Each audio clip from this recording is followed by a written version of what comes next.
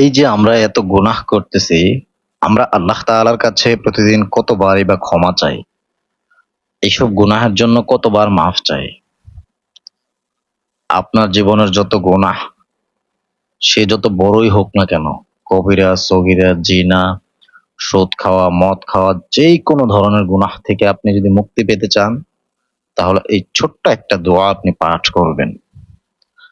রাসূল সাল্লাল্লাহু আলাইহি সাল্লাম বলেছেন, গুনাহ মাফের সবচেয়ে বেশি কবুল দোয়া হলো এটা। আমার সাথে সাথে পড়েন সেই দোয়াটা কি? আস্তাগফিরুল্লাহ রাব্বি মিন কুল্লি যামবি ওয়া আতুবু ইলাইহি।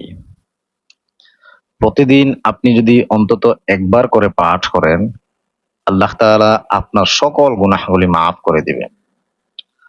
আল্লাহ তাআলার রহমত বিশাল বড়। আল্লাহ তাআলা পবিত্র কোরআনে বলেন, আর তোমরা যারা নিজের উপর জুলুম করেছ, আমার কাছে ক্ষমা চাও, আমি তোমাদেরকে ক্ষমা করে দেব।